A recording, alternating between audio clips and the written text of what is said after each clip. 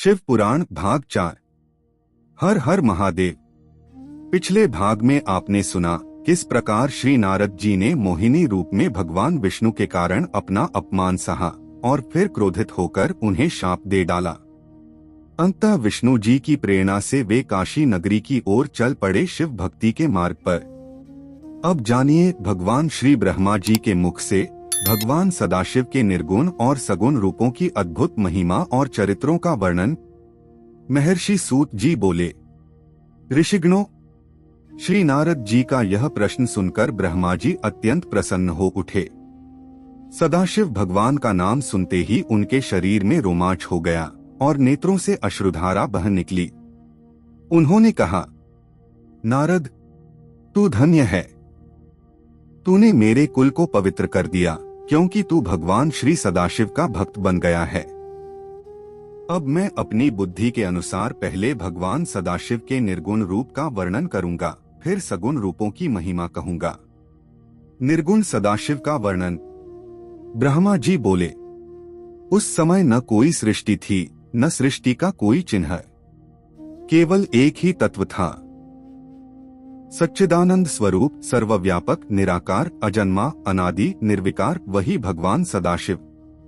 न वे स्थूल हैं, न सूक्ष्म, न ऊंचे हैं, न नीचे, न ही उनका कोई आकार है। वे माया से रहित हैं, पापों से परे हैं, जन्म मरण के चक्र से मुक्त हैं। उनकी स्तुति वेद भी नेति नेति कहकर करते हैं। वे बिना आंखों के सब कुछ देख सकते हैं, बिना कान के सुनते हैं, बिना नाक के सूंघते हैं, बिना मुख के बोलते हैं, बिना हाथों के काम करते हैं, बिना पैरों के चलते हैं। ऐसे अद्भुत भगवान की महिमा कौन कह सकता है। उन्होंने इच्छा की मैं एक हो जाऊं, और उसी क्षण वे स्वयं ही एक में अनेक हो गए। सगुण रूप की उत्पत्ति। ब्रह्मा जी बोले, यही सदाशिव जो निर्गुण हैं, वही ब्रह्मा और विष्णु के भी उत्पत्ति करता है। वे ही समस्त कर्मों के साक्षी हैं। उनके अनेक नाम हैं, शिव, शंकर, हर, महेश, परमदेव, जगदीश, अमीश, ब्रह्मग्रीश, शंभु, सदाशिव, परमेश्वर, पार्वतीपति, त्रिशूलधारी, चक्करी, सुखदाता और भी असंख्य नाम हैं। वे ही सृष्टि के कर्ता धर्ता हैं और उन्हीं से आनंद की प्राप्ति होती है। शिव का स्वरूप सगुण रूप में। ब्रह्मा जी बोले, मस्तक पर जटा और गंगा, भाल पर चंद्रमा और त्रिपुंड, कानों में कुंडल, 3 नेत्र, 5 मुख, जो कि इस प्रकार है।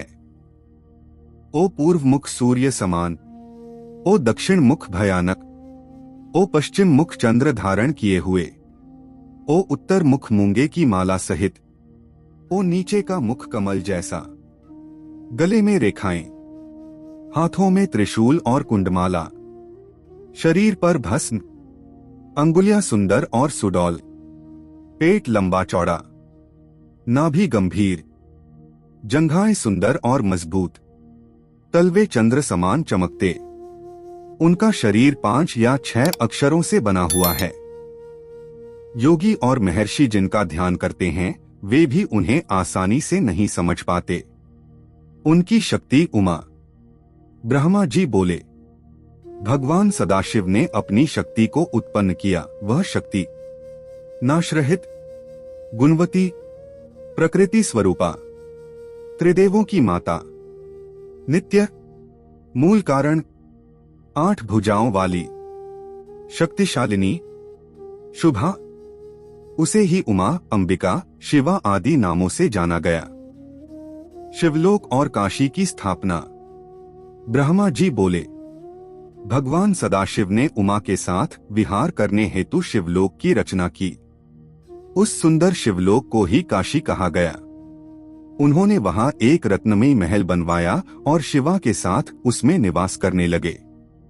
उसी स्थान को देखकर भगवान सदाशिव ने शिवा से कहा, यह स्थान अत्यंत प्रिय है। यहां तक कि नारकीय जीवों को भी कोई कष्ट नहीं होगा। यह कहकर वे शिवा के साथ रमण करने लगे और सृष्टि की उत्पत्ति की इच्छा करने लगे। फिर उन्होंने पार्वती से कहा, प्रिय, अब मैं तुमसे एक ऐसी बात कहता हूं जो हम दोनों के लिए सुख देने वाली है। क्या है वह सुखदायक बात? कैसे हुई सृष्टि की उत्पत्ति? क्या है भगवान सदाशिव और पार्वती का अगला चरित्र? जानिए शिव पुराण भाग 5 में। हर हर महादेव।